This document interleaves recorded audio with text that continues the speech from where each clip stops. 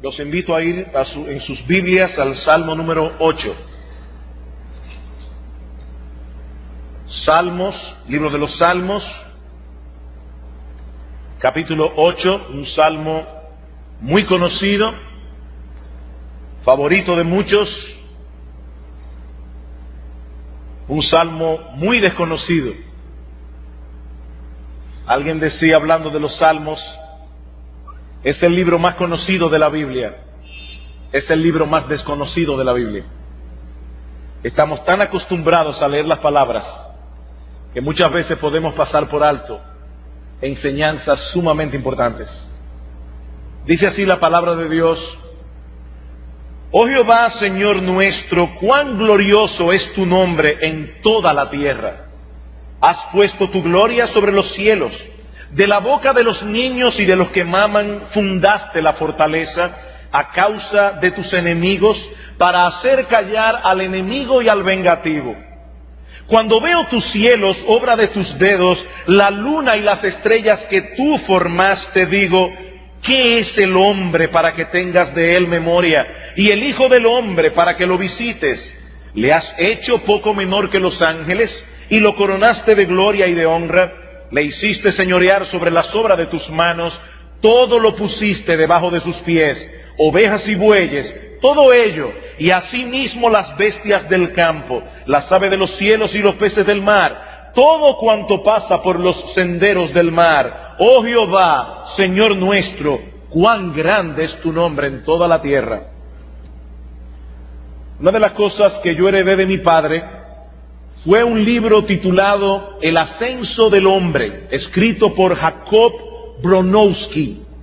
El tema del libro es la evolución cultural del hombre desde que era una criatura menos que humana, según la concepción evolucionista del autor, hasta llegar a ser el animal más inteligente del planeta. Desde el primer capítulo del libro, que por cierto el autor tituló Casi como los ángeles, en una obvia alusión al versículo 5 del Salmo 8, Bronowski nos va mostrando el camino ascendente del hombre a través de sus logros extraordinarios, tanto en el terreno del arte como en el terreno de la ciencia. Pero en un punto del libro, el autor reproduce una carta histórica que Albert Einstein envió al presidente Franklin Delano Roosevelt el 2 de agosto del año 1939. En la misma, Einstein le daba a conocer los avances científicos que hacían posible la construcción de una bomba de tal poder que, colocada en un barco y llevada a puerto, destruiría el puerto completamente y también una gran parte del territorio alrededor. Se refería obviamente a la bomba atómica que fue arrojada sobre Hiroshima el 6 de agosto del año 1945 a las 8:15 de la mañana, causando una terrible y espantosa destrucción. En el libro se puede ver una gran fotografía que nos da una idea del enorme poder destructor de este armamento. Inmediatamente después, Bronowski hace alusión a lo sucedido en el campo de concentración y el crematorio de Auschwitz, donde millones de seres humanos, 4 millones de seres humanos, fueron exterminados en los crematorios de gas. Y entonces el autor hace el siguiente comentario: fue aquí donde la gente se convirtió en número. En ese estanque fueron esparcidas las cenizas de 4 millones de personas, y esto no fue obra del gas, fue obra de la arrogancia. Cuando la gente se cree poseedora del conocimiento absoluto, sin pruebas de la realidad, ese es su comportamiento. Todo ello ocurre cuando los hombres aspiran al conocimiento de los dioses. Comienza su libro diciéndonos que el hombre es casi como los ángeles, pero luego nos hace ver las cosas horribles de las que ese hombre es capaz. Y todo eso nos lleva de la mano a la pregunta que formula el salmista en el versículo 4 del Salmo 8, ¿qué es el hombre? ¿Qué es el hombre? ¿Es casi un ángel o casi un demonio? ¿Qué es el hombre? ¿Podemos decir realmente que la historia humana es un registro del ascenso del hombre, como se titula este libro? El problema es que para responder esta pregunta necesitamos un punto absoluto que nos sirva de referencia para saber si el hombre está ascendiendo o descendiendo, si se está alejando o se está acercando a su ideal. Y eso es precisamente lo que nosotros tenemos en el Salmo 8 que estudiaremos esta mañana. Este salmo comienza y concluye exaltando la grandeza y la majestad de Dios. Pero como en un paréntesis, en medio de estos dos versículos, nos topamos con el hombre. Esa criatura paradójica en la que se conjuga tanta grandeza y tanta bajeza al mismo tiempo. El tema de este salmo no es el hombre. El tema de este salmo es la gloria de Dios. Pero es imposible definir con exactitud lo que es el hombre. Es imposible definir la naturaleza humana a menos que la contemplemos a la luz de la gloria de su Creador. Y eso es precisamente lo que nosotros estaremos haciendo en la mañana de hoy. Debo reconocer por justicia que los encabezados que estaré usando en mi bosquejo, no son originales. Se lo tomé prestado a un siervo de Dios del pasado llamado W. Forsyth, que dividió este salmo en tres partes. En primer lugar, la gloria de Dios revelada en la creación. En segundo lugar, la gloria de Dios más plenamente revelada en el hombre. Y en tercer lugar, la gloria de Dios perfectamente revelada en la persona del Dios hombre, nuestro Señor Jesucristo. Veamos entonces, en primer lugar, la gloria de Dios revelada en la creación. Versículo 1. Oh Jehová, Señor nuestro, cuán glorioso es tu nombre en toda la tierra. Tú has puesto tu gloria sobre los cielos.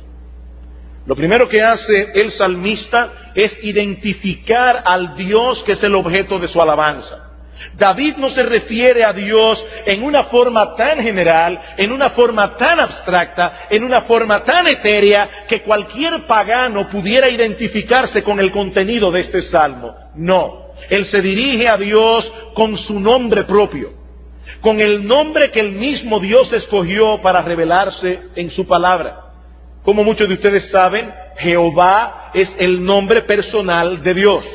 Y es el que se usa más frecuentemente en el Antiguo Testamento para designar a Dios. En el original hebreo, este nombre consiste en 4 consonantes sin vocales. Y, H, W, H. Y su significado es dado a conocer por el mismo Dios cuando Él se presenta delante de Moisés en Éxodo capítulo 3, versículo 14, diciéndole: Moisés, yo soy Jehová, yo soy el que soy. Yo soy el que soy.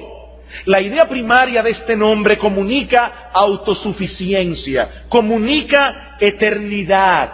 Nuestro Dios es aquel que existe y subsiste por sí mismo. Él no depende de nada ni de nadie para ser quien Él es. Y Él nunca dejará de ser el mismo que siempre ha sido. Él es simple y llanamente quien Él es. Ahora, para nosotros poder entender esta expresión, tenemos que contrastarla con nosotros. ¿Podemos nosotros decir, yo soy el que soy?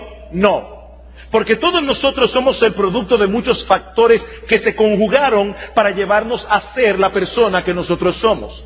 Los genes que heredamos de nuestros padres, la crianza que recibimos, el país donde nacimos y muchos otros factores más.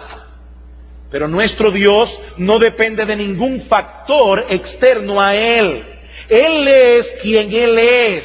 Él es el ser absolutamente independiente, el único ser absolutamente independiente de todo el universo. Es a ese Dios, Jehová, quien es quien Él es, a quien David está alabando aquí. Pero David lo identifica también como Señor, o Adonai, oh Jehová, nuestro Adonai.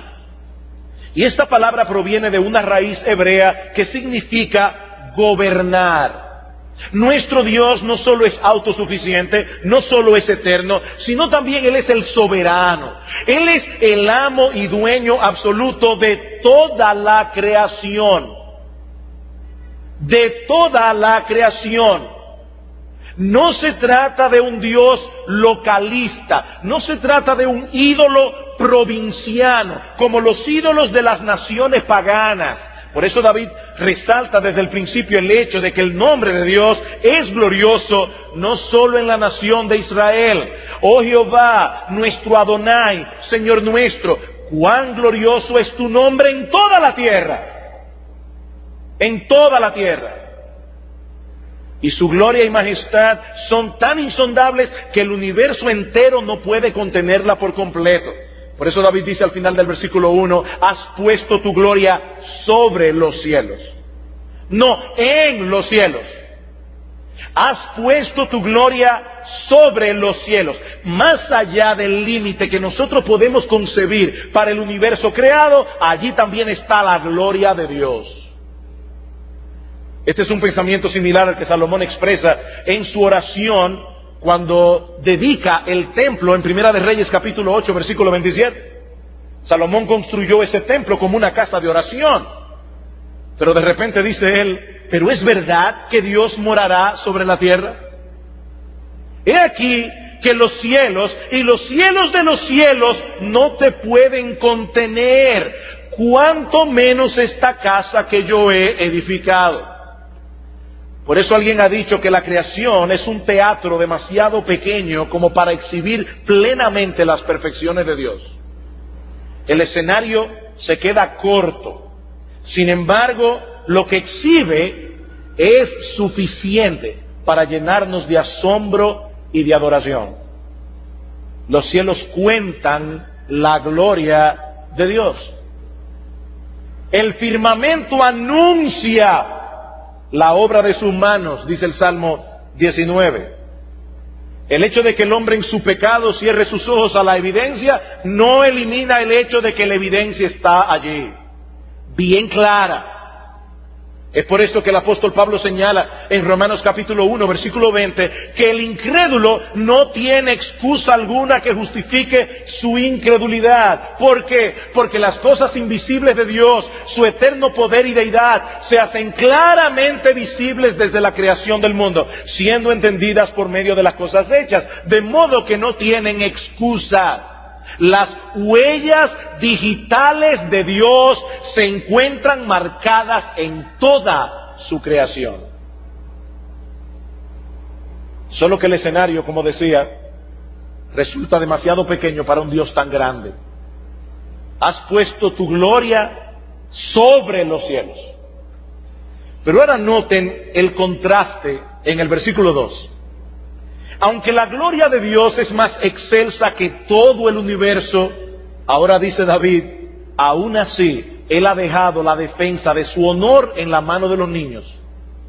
Versículo 2, de la boca de los niños y de los que maman, fundaste la fortaleza a causa de tus enemigos, para hacer callar al enemigo y al vengativo.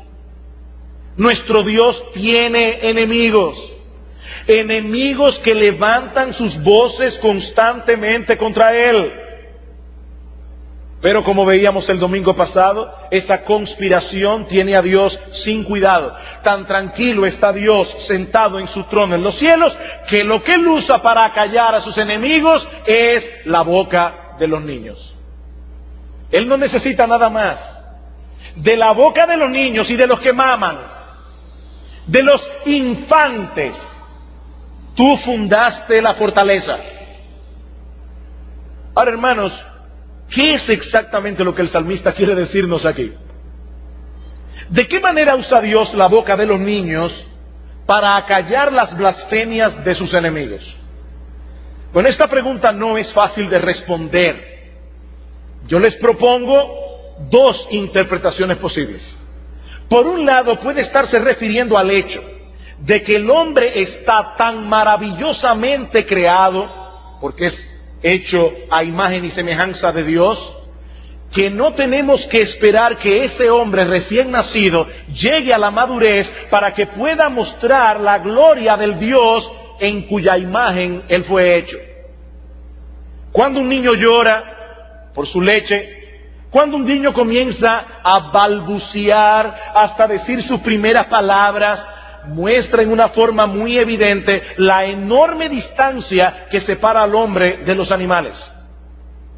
El hombre posee una dignidad que no comparte con ningún otro ser vivo del planeta. Y lo que hace la diferencia no es otra cosa que el hecho de haber sido creado a imagen de Dios. Los enemigos de Dios pueden presentar 1001 argumentos en su contra, pero un solo niño es suficiente para silenciar todo argumento. Miren un niño acabado de nacer. Ese niño, un solo niño, es suficiente para acallar a todos los enemigos de Dios. Es muy evidente, demasiado evidente, la gloria de Dios en ese infante. No es un perrito, no es un gatico, está maravillosamente hecho. Y comenzará a desarrollarse. Y llegará a ser un ser humano que piensa, que habla, que razona, que se relaciona con los demás. Eso es el hombre. Ahora, el texto puede ser interpretado también como si David estuviese diciendo que el testimonio de la gloria de Dios en la creación es tan contundente que los hombres, aún en su infancia, son impactados por un sentido de la existencia y la gloria de Dios. Y desde la infancia el hombre es llevado a alabarle. Esta interpretación tiene para mí dos cosas a su favor. En primer lugar, tiene a su favor el contexto del Salmo. Tanto al final del versículo 1 como en el versículo 3, David nos habla precisamente del mensaje que Dios ha dejado impreso en la creación. Dice en el versículo 1, has puesto tu gloria sobre los cielos. Y en el versículo 3, cuando veo tus cielos, obra de tus dedos, la luna y las estrellas que tú formaste, digo yo que es el hombre. Ahora, otra cosa que esta interpretación tiene a su favor es la forma como nuestro Señor Jesucristo citó este pasaje en Mateo capítulo 21, versículo 16. El Señor Jesucristo acaba de hacer su entrada triunfal a Jerusalén y una multitud muy numerosa le da la bienvenida tendiendo mantas y ramas en el camino. Eso es lo que se conoce como el Domingo de Ramos. Y esa multitud comienza a aclamar a Cristo como el Mesías. Hosanna al Hijo de David. Bendito el que viene en el nombre del Señor. Hosanna en las alturas. Luego el Señor entra en el templo y saca de allí a los mercaderes que habían convertido la casa de Dios en un mercado. Y dice entonces en el versículo 14 que vinieron a él en el templo ciegos y cojos y los sanó. Pero los principales sacerdotes y los escribas, viendo las maravillas que hacía y a los muchachos aclamando en el templo y diciendo, Hosanna al Hijo de David, se indignaron y le dijeron al Señor, ¿oyes lo que estos dicen? Y Jesús les dijo, sí, nunca leísteis de la boca de los niños y de los que maman perfeccionaste la alabanza. El Salmo 8. Si estos hombres estaban indignados con Cristo, esta cita del Salmo 8 tiene que haberlos hecho rabiar. Ya no se trata simplemente de que Jesús está aceptando que se le aclame como el Hijo de David, es decir, el Mesías prometido en el Antiguo Testamento, sino también que se le alabe como si fuera Dios mismo. Estos judíos conocían perfectamente el Salmo 8 y sabían que este salmo comienza y termina exaltando el glorioso nombre de Dios. Y Cristo está diciendo aquí, ¿es que no habéis leído en las Escrituras que eso es precisamente lo que estos muchachos están supuestos a hacer? Porque Dios perfecciona las alabanzas ¿a quién? A Dios, de la boca de los niños. ¿Y a quién estaban alabando aquí? A Cristo. Pero no solo eso, la clara implicación de la cita del Salmo 8 en este contexto es que esos líderes religiosos de Israel que se oponían a que Jesús fuese alabado de ese modo, estaban asumiendo la posición de los enemigos de Dios. De la boca de los niños y de los que mamás fundaste la fortaleza para hacer callar ¿a quiénes? A los enemigos de Dios, al enemigo y al vengativo. Estos niños vieron lo que estos líderes religiosos se resistían a ver, que Jesucristo era el Mesías del que hablaron los profetas en el Antiguo Testamento. Y aunque lo llevaron a la cruz y le dieron muerte, el Señor confirmó con su resurrección que la alabanza de estos niños era perfectamente legítima. Y esa verdad sobre Cristo, proclamada incluso por la boca de los niños, mis amados hermanos, es lo suficientemente poderosa para acallar la arrogancia de los enemigos de Dios.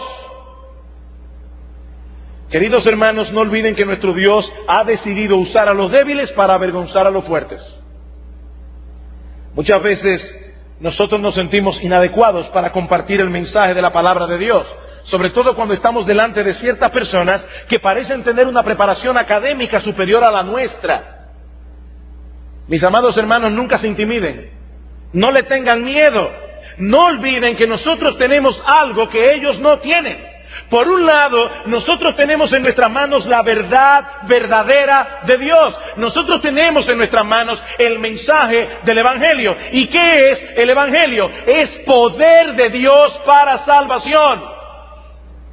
Pero no solamente tenemos en nuestras manos el mensaje del Evangelio, que es poder de Dios para salvación. Nosotros tenemos en nuestras manos la asistencia del Espíritu Santo, que a medida que nosotros estamos predicando la palabra, puede abrir los ojos de los ciegos y puede darle vida a los muertos. Nosotros no tenemos razón para sentirnos intimidados, porque el Dios al cual servimos, Él no siente ningún temor.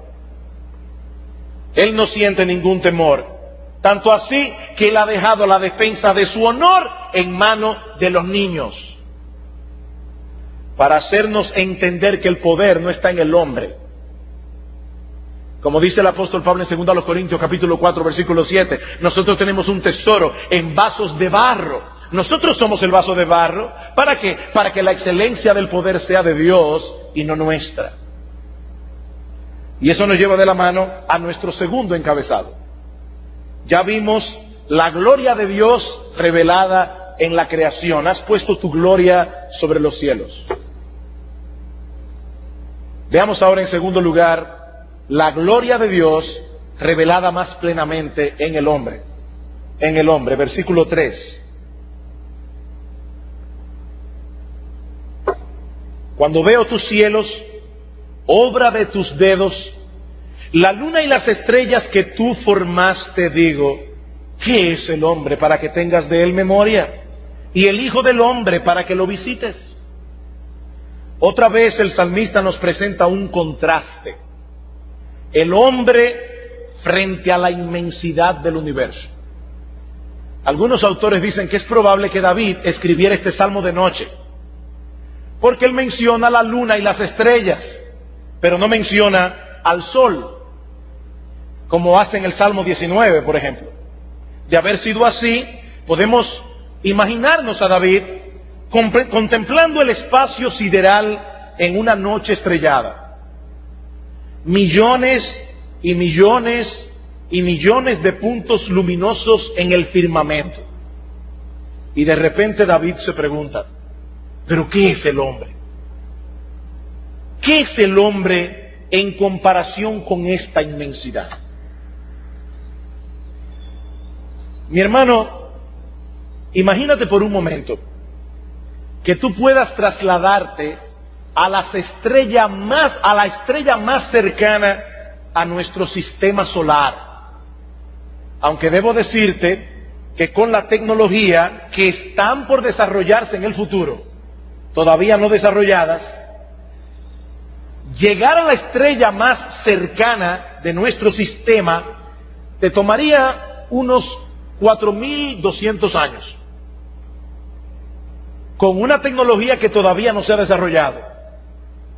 Pero aún así, imagínatelo como sea. Tú llegas a esa estrella y desde allí tomas un telescopio muy potente y enfocas la Tierra. ¿Qué verías? Probablemente verías un punto minúsculo en el espacio. Y tú estás apenas en la estrella más cercana. Un punto minúsculo en el espacio. Ahora piensa, mi hermano, piensa, mi amigo, que tú eres un puntico muchísimo más pequeño dentro de ese punto. Y tú podrás entender el asombro que David está expresando aquí. ¿Pero qué es el hombre? Alguien decía que cuando nosotros contemplamos al hombre en comparación con el cosmos, su inferioridad salta a la vista. Dice, en tamaño es menor que una diminuta gota de agua en medio del océano. En duración es semejante a la niebla de la mañana, mientras que el sol que lo vio nacer seguirá alumbrando su tumba durante años y siglos. Las montañas de su entorno permanecerán inconmovibles cuando su cuerpo, tienda de beduino en el desierto, haya sido destruido por la muerte. Desde esa perspectiva, ¿qué es el hombre? Un ser insignificante. Un ser insignificante en el espacio, un ser insignificante en el tiempo. Ahora yo me pregunto, ¿es eso todo lo que nosotros podemos decir acerca del hombre? Permítame traer otra cita. Esta vez del pensador francés Blaise Pascal, que hablando precisamente de esta relativa insignificancia del hombre dice, el hombre no es más que una caña, lo más débil de la naturaleza, pero es una caña pensante. No es necesario que el universo entero se arme para destruirlo, no, una gota de agua, un vapor bastan para matarlo. Pero cuando el universo lo aplastara, todavía sería el hombre más grande que lo mata, porque él sabe que muere, pero el universo no sabe nada. Otra comparación. Si comparativamente hablando, el hombre con relación al cosmos es un ser insignificante, pero en otro sentido, el hombre es un ser impresionante, porque es una caña pensante. Es una caña pensante. Ese es el mismo contraste que encontramos en el Salmo 8. Noten una vez más el versículo 3. Cuando veo tus cielos, obra de tus dedos, la luna y las estrellas que tú formaste, digo, ¿qué es el hombre para que tengas de él memoria? Y el hijo del hombre para que lo visites. Hermanos, ¿cuál es la intención del salmista al formular esa pregunta?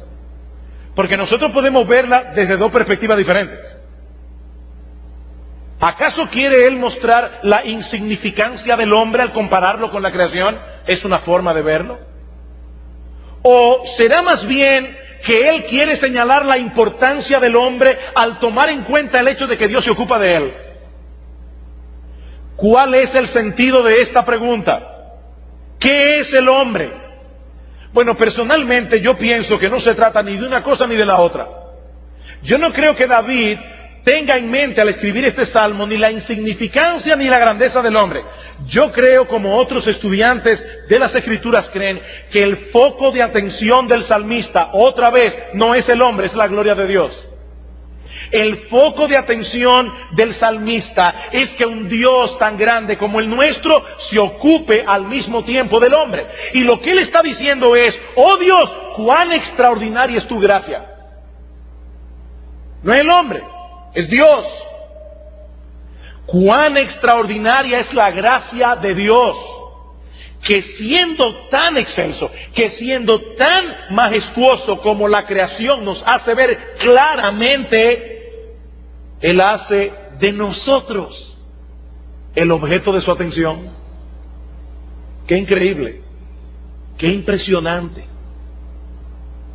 ¿Y saben por qué Dios hace de nosotros el objeto de su atención? Porque para eso nos creó. Él nos hizo a su imagen y semejanza. Él nos hizo como seres personales para que nosotros pudiésemos tener una relación personal con Él.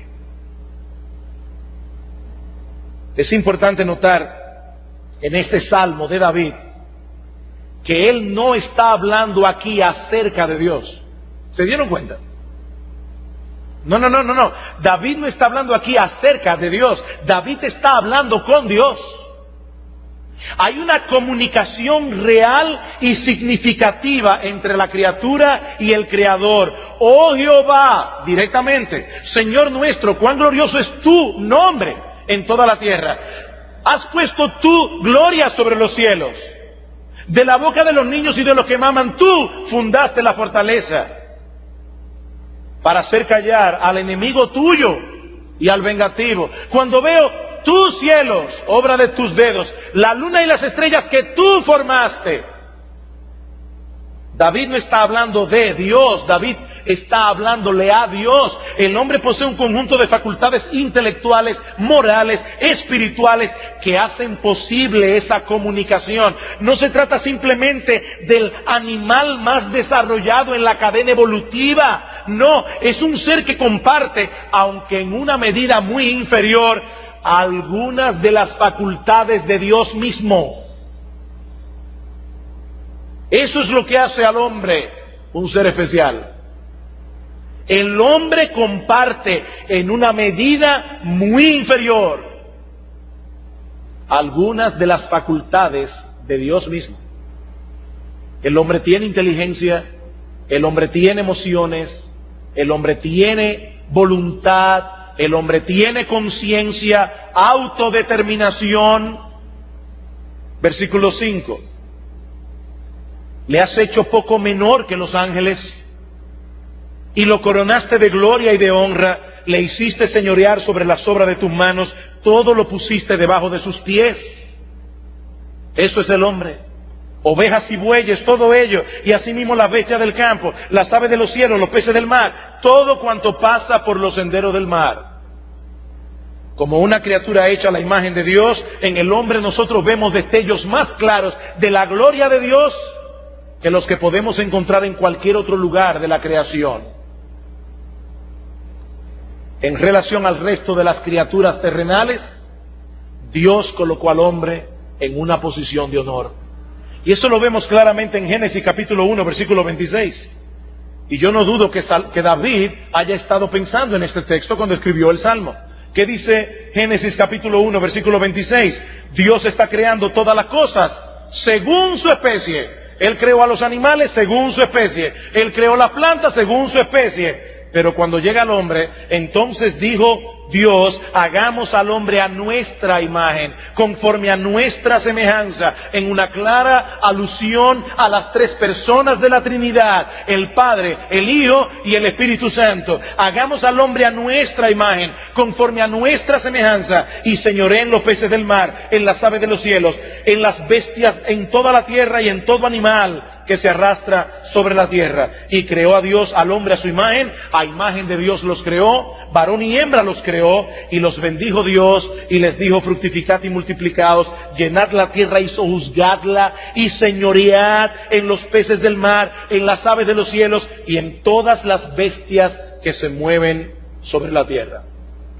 En palabras más sencillas, el hombre fue nombrado. En estos días están de moda los nombramientos. Bueno, el hombre fue nombrado por Dios mismo, corregente con él sobre la creación.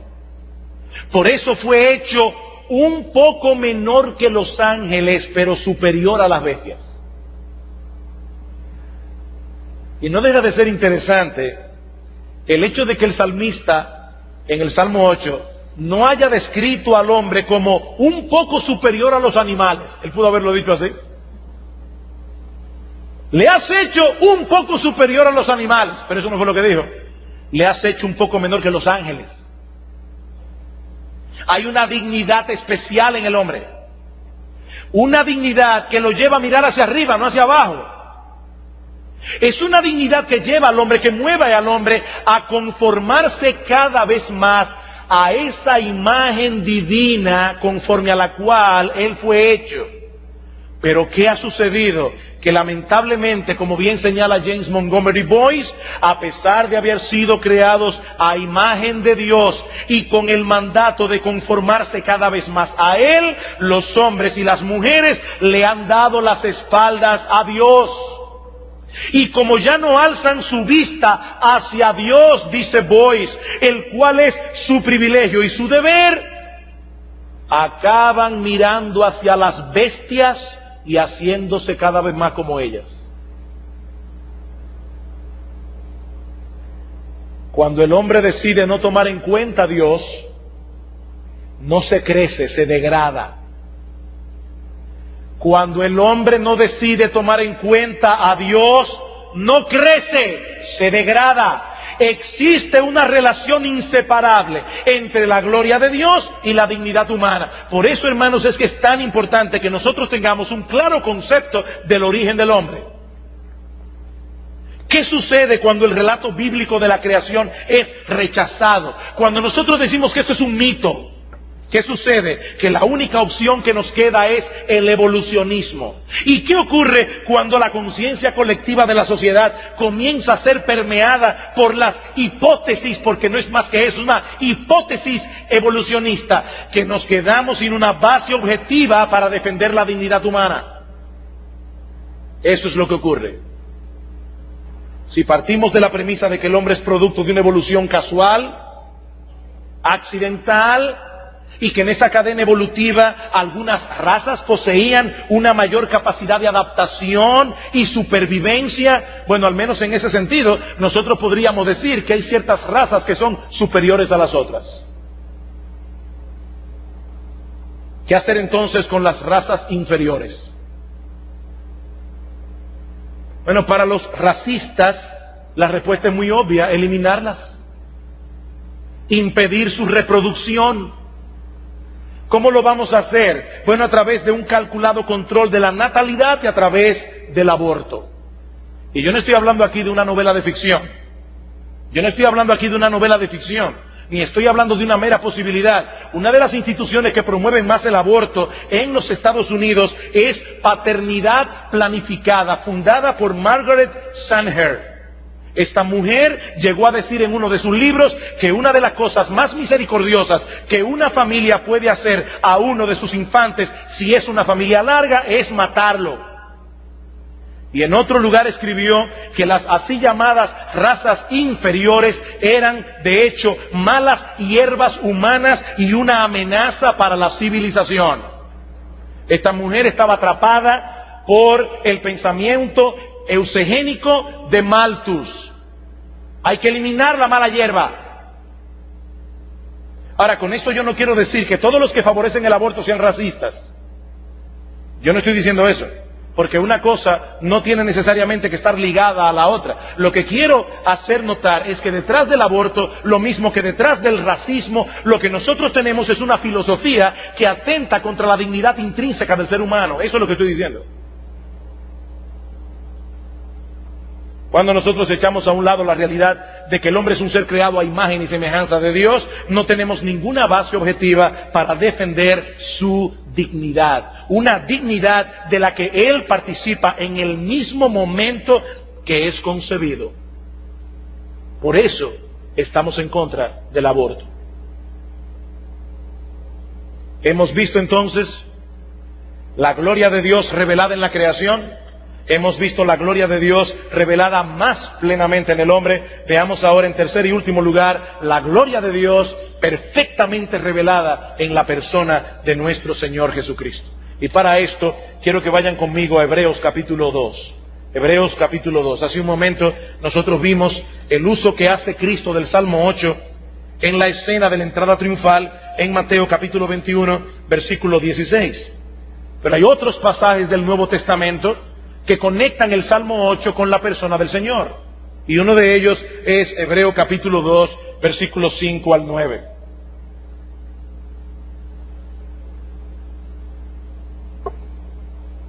Porque no sujetó a los ángeles el mundo venidero, acerca del cual estamos hablando, pero alguien testificó en cierto lugar diciendo, ¿qué es el hombre para que te acuerdes de él? ¿O el hijo del hombre para que le visites? Le hiciste un poco menor que los ángeles, le coronaste de gloria y de honra, y le pusiste sobre las obras de tus manos. Todo lo sujetaste bajo sus pies. Ya lo vimos en Génesis capítulo 1. Porque en cuanto le sujetó todas las cosas, nada dejó que no sea sujeto a él. Pero todavía no vemos que todas las cosas le sean sujetas. Pero vemos a aquel que fue hecho un poco menor que los ángeles, a Jesús coronado de gloria y de honra a causa del padecimiento de la muerte, para que por la gracia de Dios gustase la muerte por todos. ¿Qué nos está diciendo el autor de la carta a los Hebreos aquí? Hermanos, este es un pasaje muy complejo y muy rico en contenido y no lo podemos considerar extensamente por causa del tiempo.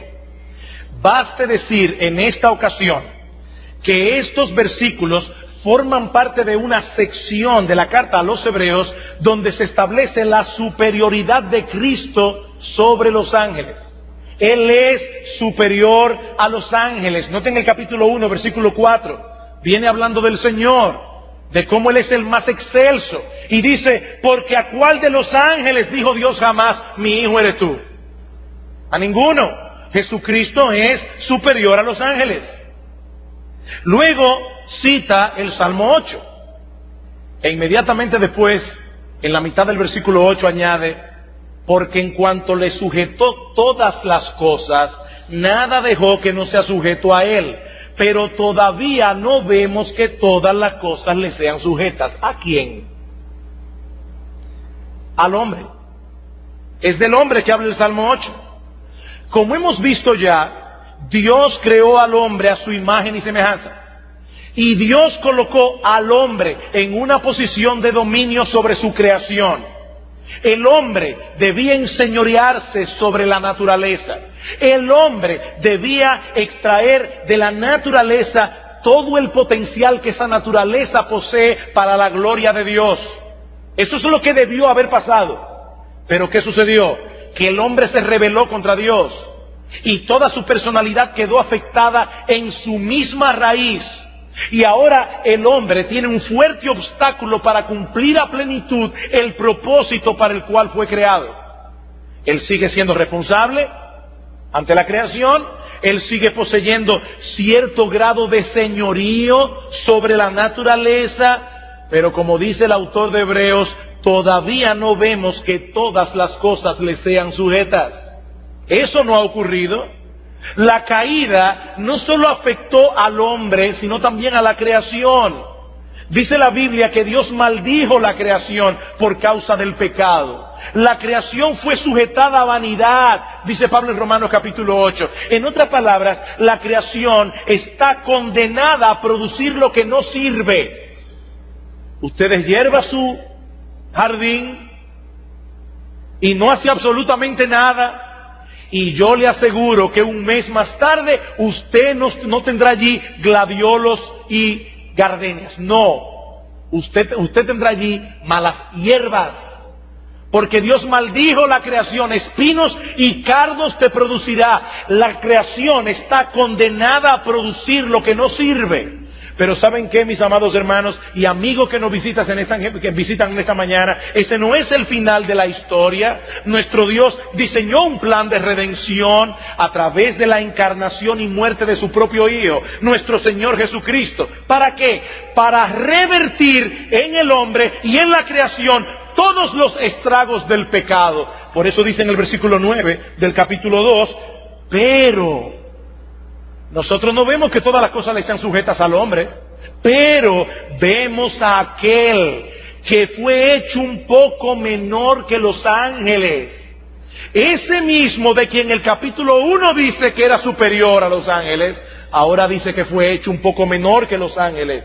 ¿Quién? Jesús, coronado de gloria y de honra a causa del padecimiento de la muerte, para que por la gracia de Dios gustase la muerte por todos. Mis amados hermanos, en palabras muy sencillas, lo que el autor de la epístola a los Hebreos está diciendo aquí es que lo que el primer Adán perdió por causa del pecado, Jesús, el segundo Adán, lo recobró en el mismo terreno donde Adán fue vencido como hombre. La segunda persona de la Trinidad asumió voluntariamente una naturaleza humana semejante en todo a la nuestra, pero sin pecado. Él fue hecho un poco menor que los ángeles. ¿Para qué? Para poder pagar así, por la experiencia de la muerte, la deuda que nosotros teníamos contraída contra Dios por causa de nuestros pecados. Él murió en nuestro lugar. Por eso es que el autor de Hebreos dice que Él, por la gracia de Dios, gustó la muerte por todos. Fue una muestra de la gracia divina. Y de ese modo el paraíso perdido fue recobrado. Cuando nuestro Señor Jesucristo regrese en gloria, entonces, y solo entonces, tanto la creación como el hombre, ya redimidos, podrán reflejar perfectamente, aunque no exhaustivamente, la gloria de Dios, que solo es totalmente plena en la persona de Jesucristo.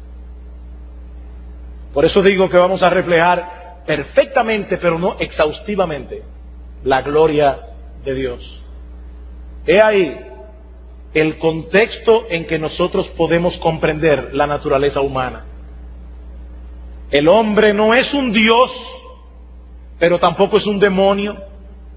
Es una criatura hecha a la imagen de su Creador, llamada a reflejar su gloria, tener comunión con Él y ejercer dominio en su nombre sobre todo lo creado. Pero el hombre es también una criatura rebelde que necesita reconciliarse con Dios, deponer su rebeldía, someterse a su voluntad por medio del arrepentimiento y la fe en nuestro Señor Jesucristo. Y esta es la invitación, mi amigo, que Él por su gracia pone hoy delante de ti.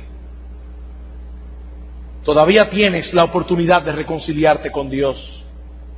Todavía tienes la oportunidad de ser librado del dominio del pecado sobre ti y así poder cumplir el propósito de tu existencia, que es glorificar a Dios y gozar de Él por siempre. Este salmo que tanto habla del hombre comienza y concluye exaltando la gloria y la majestad de Dios, porque es de eso que se trata todo esto, de Él, por Él y para Él son todas las cosas. A Él sea la gloria por los siglos de los siglos. Oh Jehová, Señor nuestro, cuán glorioso es tu nombre en toda la tierra. Vamos a orar. Padre bueno que estás en los cielos, nosotros alabamos, bendecimos y exaltamos tu santo y precioso nombre. Junto con David decimos también, oh Jehová, nuestro Adonai, Señor nuestro, cuán glorioso es tu nombre en toda la tierra. Alabado sea tu nombre y alabado sea aquel que siendo superior a los ángeles, porque era Dios mismo, fue hecho un poco menor que los ángeles, para que por tu gracia gustase la muerte por todos. Oh, alabado sea Cristo, alabado sea el Mesías, alabado sea el Salvador. Y que tu Espíritu Santo use hoy tu palabra con poder para que muchos vengan hoy humillados a someterse a la autoridad suprema de ese bendito Redentor, nuestro gran Dios y Salvador Jesucristo, en cuyo nombre pedimos estas cosas. Amén.